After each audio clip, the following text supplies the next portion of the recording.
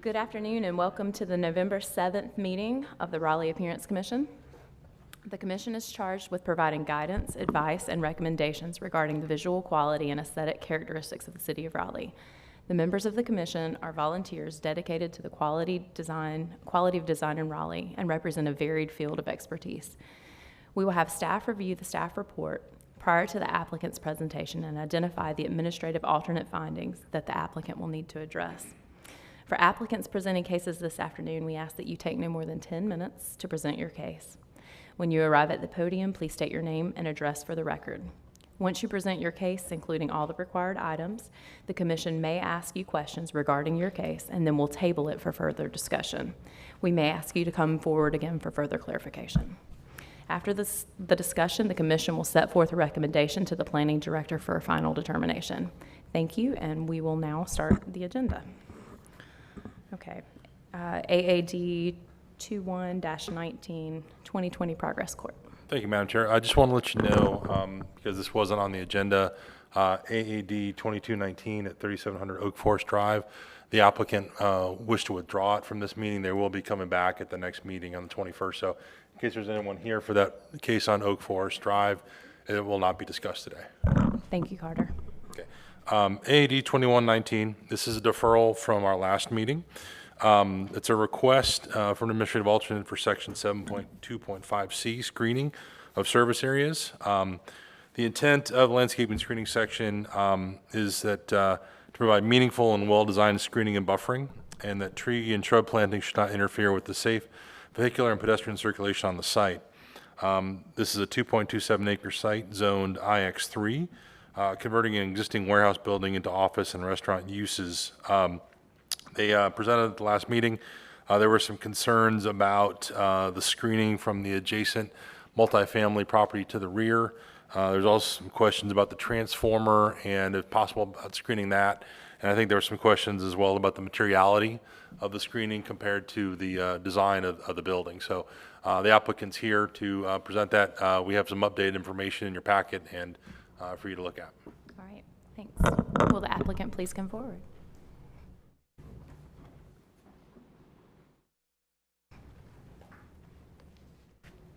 Hello, good afternoon.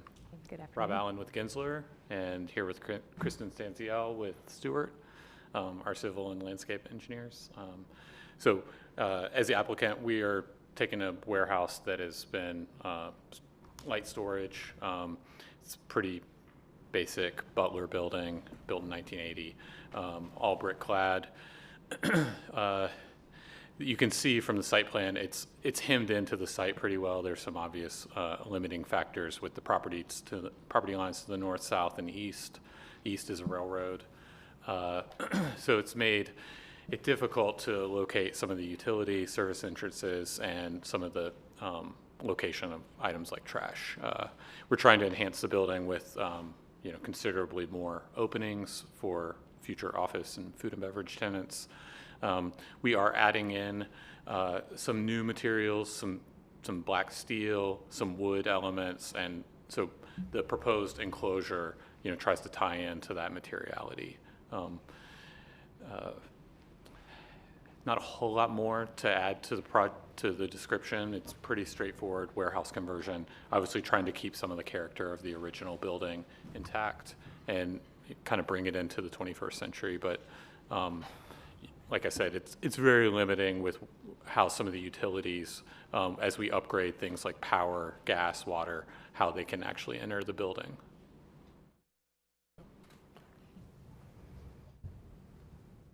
Hi. Hi. Kristen Stanciel with Stewart. You say your address. I'm sorry. 139 Daneborg Road, Durham. Thank you. I'm going to go through our presentation that we've updated slightly to clarify some of the information and talk about some of the additional landscape material. This is the proposed site plan that I believe we showed at the last meeting. This is an additional image showing the existing condition, and the arrow indicates where the approximate location of where the proposed dumpster enclosure would go. And then This is a revised planting plan that shows some enhanced landscape, some added evergreen mid-size vegetation.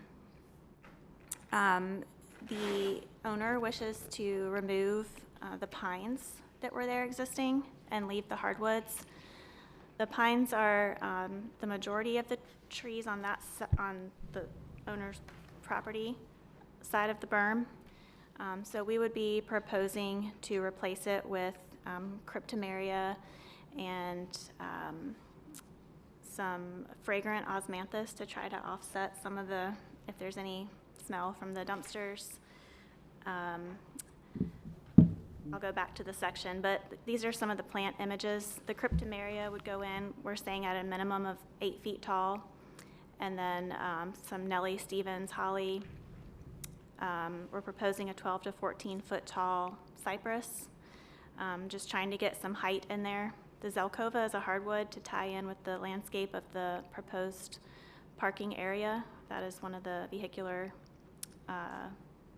trees that are required for the parking area. And then you'll see the osmanthus and the Burford hollies. I'll go back to the section. This was something that was requested just to understand the view of the apartments. They are one-story apartments, so they won't be getting a significant view downward. And then again, with the added vegetation and the wood enclosure that ties in with the wood to the building, we think this would be a substantial improvement to the existing condition. And again, this is the proposed enclosure.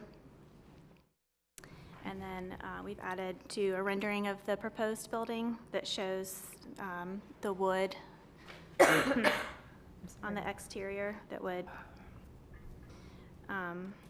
look like the enclosure. All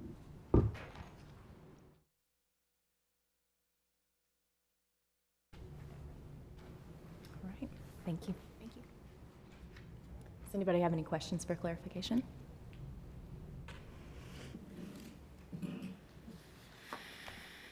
All right, we'll table it and ask you to come back up if you have any questions. Thank you. So when I look at it, I think the site section clarified a lot of, at least my personal questions from before, and it alleviated a lot of our concerns. Does anybody have any? Anybody from the public? Is there anybody from the public that would like to speak on this case? No? Okay. No, I think it addressed my concerns. I'd like to hear from the landscape, but I think the materials we talked about last time and how they correlate to the building, I think I appreciate the extra effort that they did to show that rendering and show how that would tie together. And I appreciate the extra effort that was given to address those needs. Agreed. Yeah, I think this shows the evergreen screening a lot better and getting some of that height to block the views from the apartment complex. Seems like it works. Yeah, I'd agree. Seems like it meets the intent of the code now, and that's clear. All right, do we want to go through the findings? You have something you want to say? All right, the approved administrative alternate meets the intent of the landscaping and screening regulations, and I think we agree that it does. The approved administrative alternate conforms with the comprehensive plan and adopted city plans. I think policy LU 5.2, managing commercial development impacts, LU 5.6, buffering requirements, 3.8. Yeah, UD 3.8, yep. UD 3.8, screening of unsightly uses. Anything else? Okay, I think that's good. The approved administrative alternate is considered equal to or better than the standard. Yep. I think it is. So do I hear a motion? I'll motion to approve. Second. All in favor? Aye. Aye. Aye. All right, thank you so much.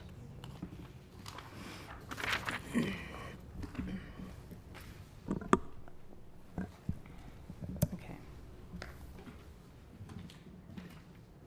we doing next?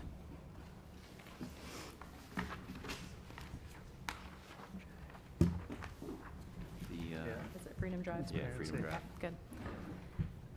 Okay, so this is AAD-23-19, 1001 Freedom Drive. Yes. And several other addresses too.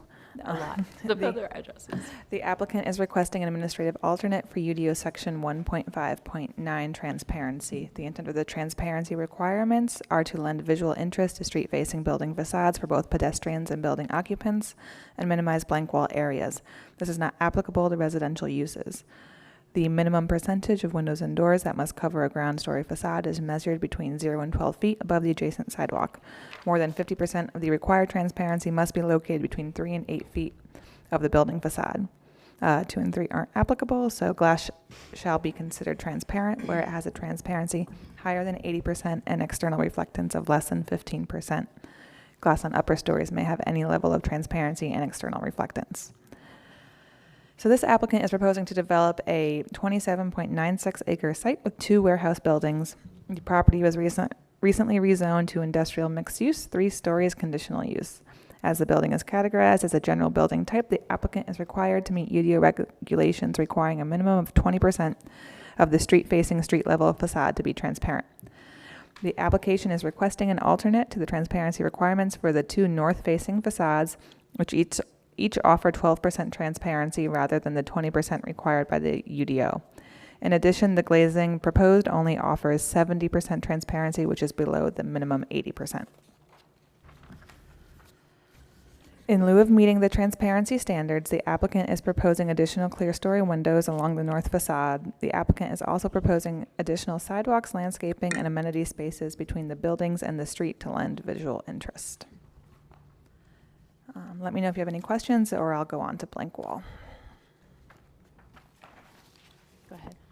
So, blank wall area is defined as any portion of the exterior facade of the building that does not include substantial material change, windows or doors or columns, pilasters, or other articulation greater than 12 inches in depth. Substantial material change means a change between materials such as wood, metal, glass, brick, etc. Paint color is not a substantial material change. The intent of blank wall regulations are intended to prevent large, monotonous expanses of undifferentiated building mass. The level of architectural detail should be most intense at street level where it is within the view of pedestrians on the sidewalk. This applies to both vertical and horizontal directions and ground and upper stories. So this applicant is required to meet a blank wall maximum of 50 by 50 feet. The applicant is seeking an administrative alternate for blank wall standards for areas on all facades of building 1 and 2. In lieu of meeting the UDO standards, the applicant is proposing a treatment on all facades that consists of a 4-foot wide full height panels in a different material than the rest of the exterior. These panels are spaced at 50 feet on center and most contain clear story windows. The applicant is also proposing other changes in material as well as additional landscaping and lighting to offset the visual impact of the blank wall area. Any questions? Any questions for Allison? Okay, will the applicant please come forward and present your case?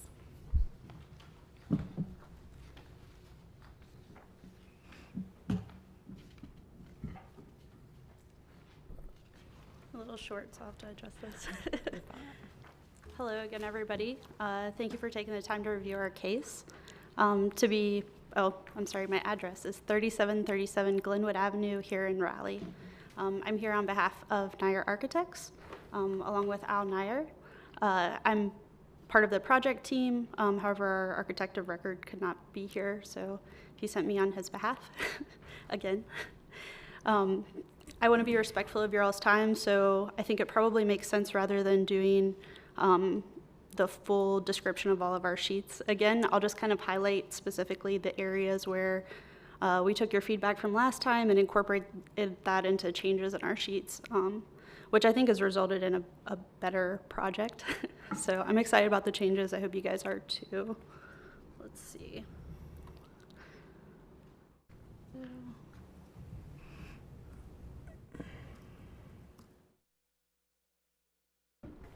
So this is a site for our project.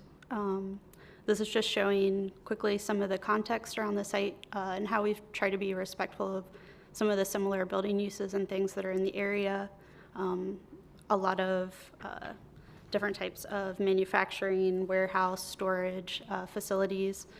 We see this as being primarily industrial with a small component of offices for each.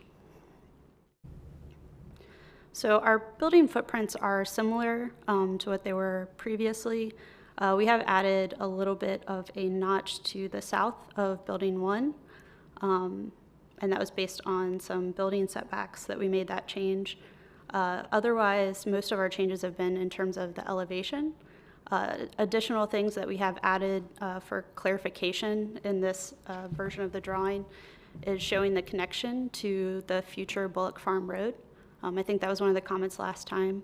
And then also showing more of the landscaping and things that would happen around the building.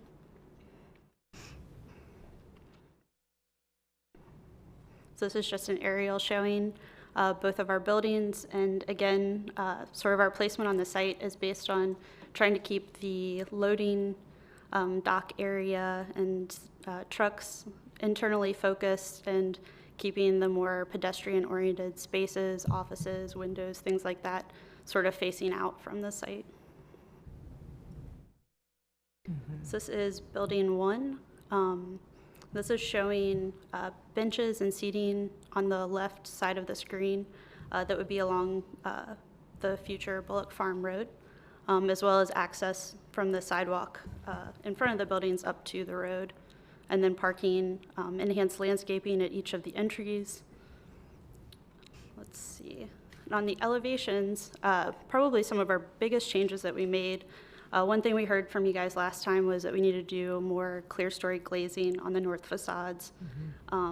It does show that we still have the same percentage of glazing because it's only measured up to 12 feet, but we did actually increase the amount of glazing and adding those at the clear story along the north facade, which I think is going to give more daylighting. I believe somebody requested specifically for workers and things in the warehouse, but also will be high enough that it won't affect racking and storage for potential tenants. So that was one of the changes we made to the elevations. Another change that we made was respective to the relief of the panels.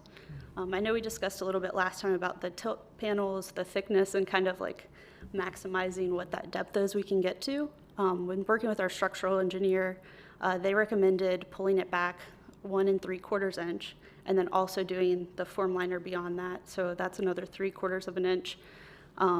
So that gets our panel, I think, at the minimum to 5.5 inches, which was the least amount they were willing to let us go. So that maintains the integrity of the layout of the interior of the space, and as far as storage and not prohibiting things like that, but would also allow a little bit more delineation along the facade in terms of kind of pushing and pulling that surface. So can I ask you before you move on? Sure. So you're saying there's like a 5.5 inch-ish setback every time we see the vertical? It's 2.5 inches. 2.5 total setback. Yes, every time you see the vertical. The exception to that being on the dock wall, and that's based on having the doors and the egress stair is also at those locations. That's actually spaced at 98 feet is the maximum, I think, between the gray that happens on that facade. The rest of them, it is 48 feet between each of the gray stripes. And although this elevation shows, it looks like there are only doors in some areas, it's intentionally laid out with the ability to add doors if we need to. Let's see. I think one of the other comments that we had was on lighting or doing something else to help add interest. So what you're seeing is the dash lines are intended to be uplights along, if you look at the north elevation, it would be along those facades that you would see right along the street. Then also adding those at each of the entry markers, in addition to just our regular, wall-mounted lights, and then also canopy lights at each of the entries. So that'll kind of give a little bit more, I think, security at night, but also a little something extra besides just the paint finish on the walls. So this is showing building 2 with what we're proposing is a future tenant like patio build out at the street. And again, one of the other components that we have sort of intentionally put in the design was following the setback of the road. So this building is curved to follow the setback of Bullock Farm Road. Similar to the other building is aligned along that setback, and sort of adding the recesses and interest for future tenant use and bringing some lighting further back into that space. I should note too, what we're showing as glazing in this corner, the lower portion that you're seeing, we're not including in our total towards our 12% that's facing the view, because it's technically on the east facade. But I think between that and our clear story that we have, we would be, but I wanted to hold true to the requirement that was asked, and I've only measured it 12 feet up on the north facade. So this is showing the elevations for that building with the similar changes in terms of relief, lighting, and then also showing the loading dock spacing. I think one of the other comments we had last time was a concern for landscaping and bringing that up closer to the building instead of just at the parking islands, I think is what we were showing. So this view is just showing our intent to have denser plantings and landscapings up at the entries specifically, and then of course between along the building. But doing as much as we can in the areas where it seems like people will be going in and out, or maybe, you know, spending time outside and kind of maximizing those areas.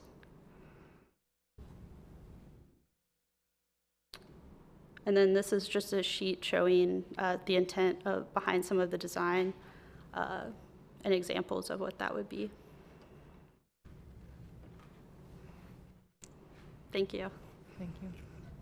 Does anybody have any questions? Are the clear story windows, so they're in every one of these recessed panel locations? Or is it just on certain It is on, I believe, facades? the 3 of the 4 West and the- facades. yeah. Yeah, so the south elevation is the only one where that does not occur. Okay. And on that elevation, it's just looking at sort of the fronts to our building or the front sides. That one sort of adjoins the property that we have pretty dense plantings and things on that area. So we elected to put them on the facades we thought had higher visibility. Mm-hmm. I should mention too, I apologize, I forgot to explain our transparency selection. I think initially we had requested doing 60%, asked to get closer to 80, so we've come up with 70% glazing transparency that we could provide for. So I have just the question of why not 80? So and it may be a discrepancy in the, I guess, definition of like what we're considering transparency, and I'm gonna bet that's probably where this is headed. But with, of course, as you know, if you do clear glass, 2 panes, insulated, your visual light transmittance is still less than 100%, or I think less than 90%. For us to try and do what we think is the right thing is to do a low E coating on our insulated glazing units. That's what we normally do. That actually, in order to get that coating, it brings our glass visual light transmittance down to 70. What we use standard is the 60%, but in this case we found one we could use that would get us to 70. It's a pretty intricate balance, and I'm sure you guys have probably dealt with it before, of trying to keep the solar heat gain coefficient down and keep the visual light transmittance up. So that's where we're trying to balance that as much as possible. I think we could do more if we had to on the north, but I think we want to try and maintain that 70% at the lower, especially, as much as possible, just from a security point too, not having, you know, too much visibility into some of those like office spaces and things like that. So I have one more point of deeper digging. Sure. So tinting and obscuring in other ways. Yeah. If it's just low E coating, and that's what's bringing you down to 70, that's one thing. I'm not, as an architect, convinced that you can't get to 80 with a low E coating. That's a question. But if it's for those other reasons, it's a different conversation. And there know- might be other treatments that you have to work Yeah, on for that. absolutely. And we do, I think the standard glazing that we use is a light gray tint at the 60%, but of course, bringing it up to the 70% is much higher visibility. I think to be honest, when we dug through the code, it looks like something specific, I guess, to North Carolina or this area is the ability to actually abandon some of the energy code for projects like this. We had a lot of discussion about it. It's just not something we want to do, to be honest. You know, we want to try and do the right thing. We feel like doing the low E coating is important. Sure. We want to try and keep it as efficient as possible. So I think the 70% was us, I guess, trying to get closer to what you're asking for and then still kind of balance that need. This may be a table limit discussion. I'm just going to push back and say you have like no glass on the whole facade, just in general. So I think from a percentage of opening, it's teeny. So that also has to factor into the balance Yeah. of the energy efficiency. So anyway, we'll discuss that more. Okay. But Yeah, that you've makes at least sense. answered my question as far as like, what are the decision points that are getting you to the 70%? Yeah, it's definitely been something we've looked up lots of different options to try and find the best way to do that. I know that our percentage of glass seems minimal. It's a big building, so the actual square footage of glass is still a lot. So we want to try and get as much light, especially into those lower offices, as possible. And that's where, if the concern is the transparency on the, I guess, the street frontage, those lower windows, it might make sense to bring up, but I don't know that we would want to do that for the whole project. Okay. Thank you. Any other questions? On the site plan, the spots that are labeled with number 4, looks like those are where all the entries are. I was just wondering, it looks like the only one that you can really have landscaping at is that northeast one on building 2. Let's see. Is that right? Is the other ones, the parking comes up to the edge of the sidewalk and then the sidewalk comes up to the edge of the building? I apologize, that's misleading based on this view. It's a top-down rendering, so it's showing the roof Okay. out a little bit. There is actually, I believe it's 10 feet of landscaping between the sidewalk and the building. That's just not being represented well here, so I apologize for that. And that's the same on building 1? Correct. And building 2? Yeah. Yeah, that's in addition to the landscape parking islands.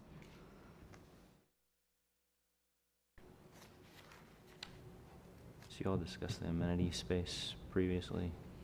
Was that part of the comments before, or was everybody, I wasn't at that, At the courtesy. yeah. I don't know how much conversation we had about the amenity, if you want to ask for clarification. Yeah, I'd just like to have some clarification on, it says that in lieu of, they have provided additional amenity space, and trying to find the exact.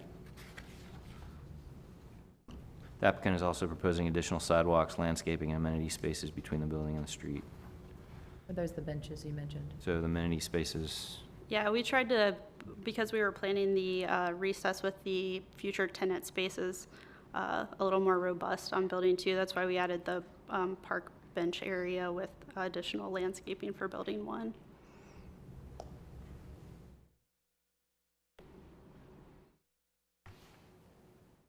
I see you have on the site plan, number 2, retention pond with fountain and retaining wall. Is there, that image shows a path going around it, but I don't see it on the site plan. Is there a hardscape path going around that?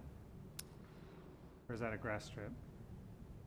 I'm sorry, are you asking if there is a path around the retaining? The retention Wall. pond? Retention pond. Between the retention pond and the retaining wall? Right now, I believe that we just have the retaining wall adjacent to the pond with a fountain. So the parking is up above that Okay, so there's no access down to that to area. the, correct?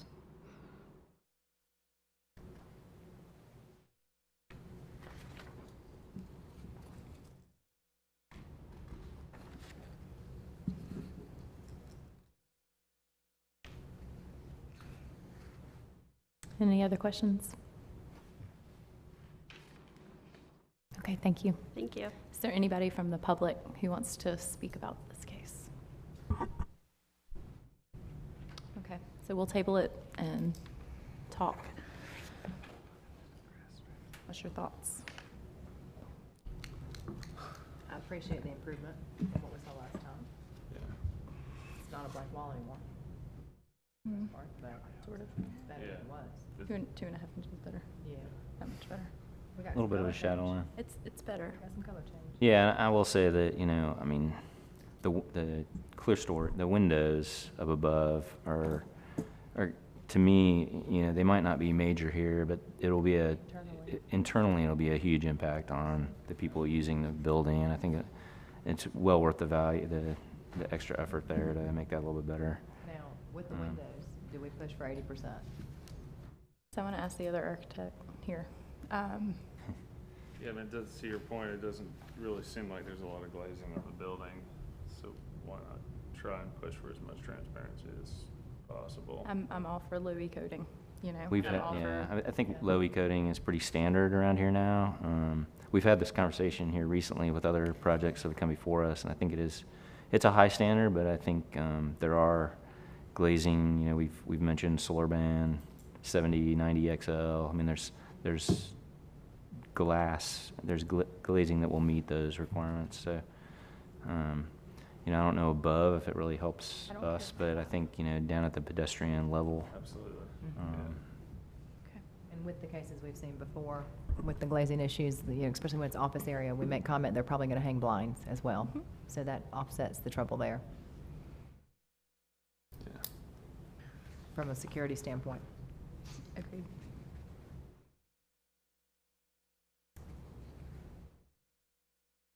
Okay, all right. Let's go through the findings. The approved alternate meets the intent of the transparency requirements. I'll read the intent, just so we know. The transparency requirements are intended to lend visual interest to street-facing building facades for both pedestrians and building occupants and minimize blank wall areas.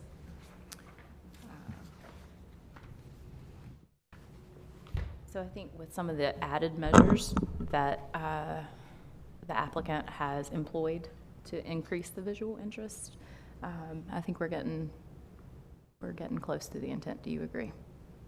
I would agree. Agree. Okay, so it meets the intent.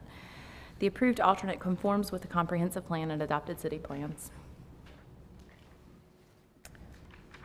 I think policy UD 1.2, architectural features, UD 1.3, creating attractive facades.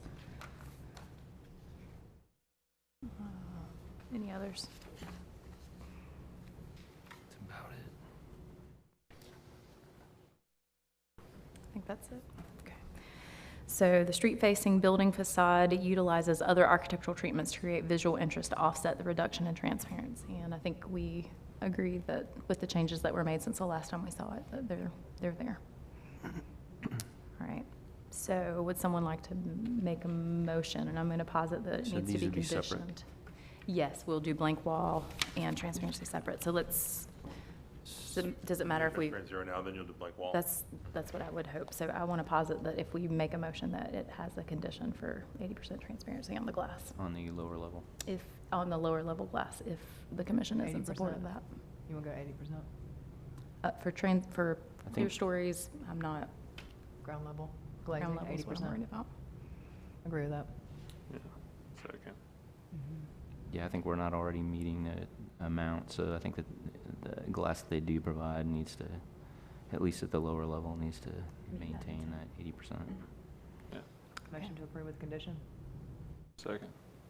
Just want to make sure we're clear on the condition. So the condition is that all ground level glass, so What's your height? 12 feet, Okay. so 0 to 12 would meet the 80% transparency. Anything above that it's fine to be 60%. And would that 80% on the ground level be low E as well? Yes, absolutely. So it's low E and 80%, Can 12 we, feet and under. can we craft that to basically say the commission supports low E coating on the glass? That's what you, I what you don't know want that to we put can on there. require that, but I think we can say Yeah. 80%. Yes, they can check it off. I think we can say 80%. I don't know that we can. It's probably going to be low E, but Carter, do you mind kind of reading that? Will you read the condition back to us, please? I was hoping. Or someone. Lee, can you read that back for us? With the added condition, the ground level 0 feet to 12 feet must be 80% with low E coating that is supported or suggested by the commission. Good. All right. So all in favor? aye. Aye. All right, let's go to blank wall.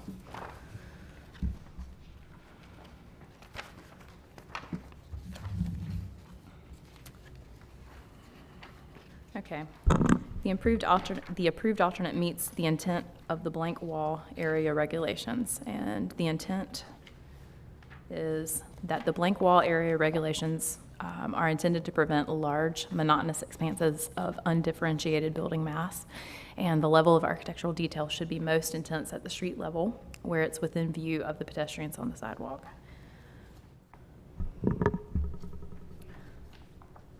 So I think with the change in material, the change in plane, and the clear story windows, that we're there with the intent. I think so. Okay. Yeah, I agree. Okay, the approved alternate conforms with the comprehensive plan and adopted city plans. So let's substantiate that. I think policy UD 1.2, architectural features, and 1.3, creating attractive facades.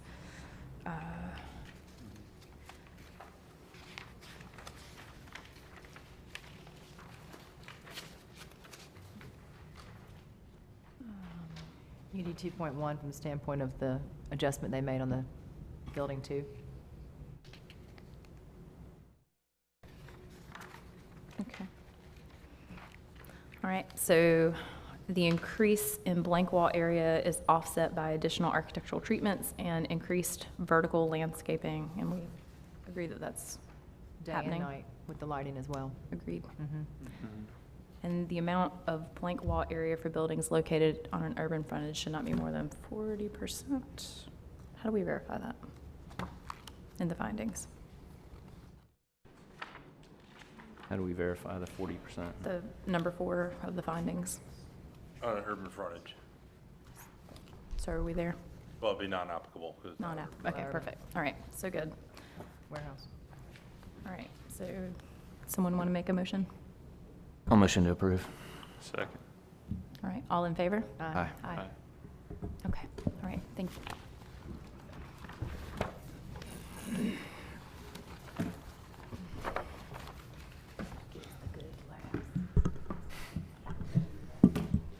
Make a notation that says you saw the damn road. It's a box. It applies to this case. Nice. Yeah, exactly. Did you want to ask? Yeah. Go ahead. Excuse me, thank you. I'm Richard Brown with Kimley Horn here in Raleigh. We just wanted a clarification on the first condition of transparency, the application of that condition for which would normally be for frontage or street-facing sides. Does that condition intended to apply as the code applies it, or to all ground level transparency? Well, your request was only for street facing, so it'd be only on that street facing side. So that- Okay, yeah, we just wanted to make sure whether the condition needed to differentiate that or not. Area, so I think as you approved it on that. The straight face and the little Okay. cove. Yeah, we're Mhm. fine with that. Thank you. Perfect. Thank you. Thank you. Thank you for clarifying.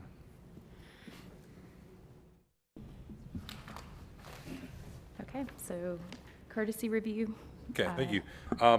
The applicant is requesting courtesy review for potential administrative alternate for section 7.1.7, vehicle parking lot landscaping. The intent of which is to minimize the visual impact of large areas of vehicular parking as viewed from the public right-of-way and dissipate the effects of the urban heat island. Number 2, a well-designed parking lot utilizes landscape island and clear delineations to break the parking lot into smaller segments. And 3, tree and shrub planting should not interfere with the pedestrian circulation of the site. The applicant is proposing to redevelop a vacant portion of a 43-acre site zone planned development that contains a multifamily residential retirement development.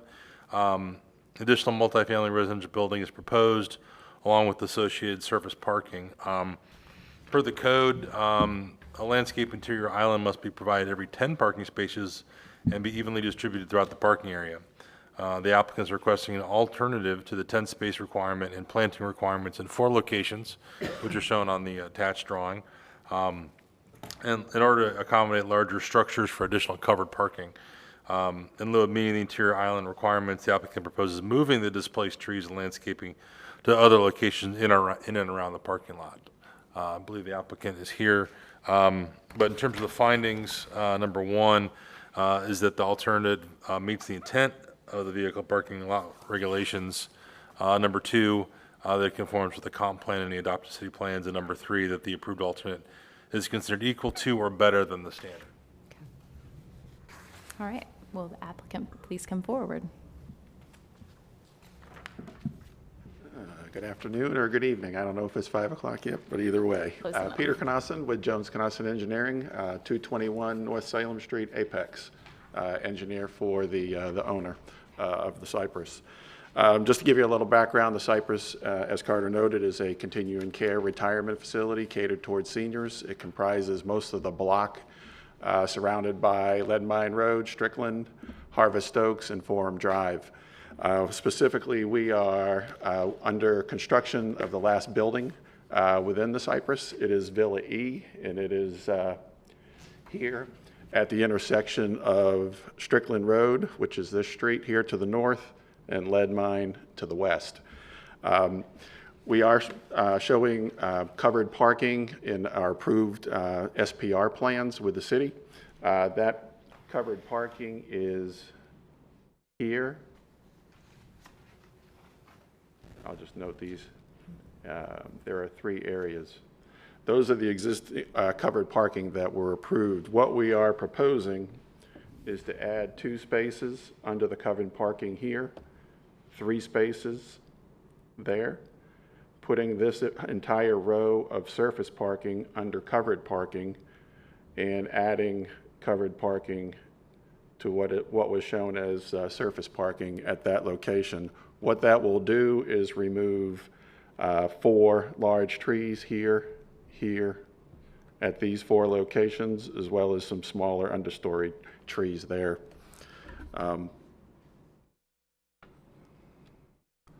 We are proposing to relocate those trees, which are shown on this plan. You can see the 4 large trees here on the north side of the surface parking, and the 3 small understories, we'll add those to those islands. Just to give you also there's some pictures just to show you what our existing covered parking throughout the development. There are 5 villas we're working on, number 5, and these will just give you an idea of showing what are the existing covered parking areas with the villas behind. And these will be the same type of covered parking that will be used, that we're proposing. You can see they're still very heavily landscaped and blends in very well. I like this picture here, but blends in very well with the community. We believe that the covered parking is important for this type of development catered toward the elderly, where often there are people using walkers, wheelchairs, and to keep them under cover, we believe is important. So that is really why we're making this request to you. Going through I think there is another slide there. Just to orient you back again, I believe there are some photographs here in your packet. Let me see if I can. those blow up a little bit. There's a zoom kind of, Will that work? try that.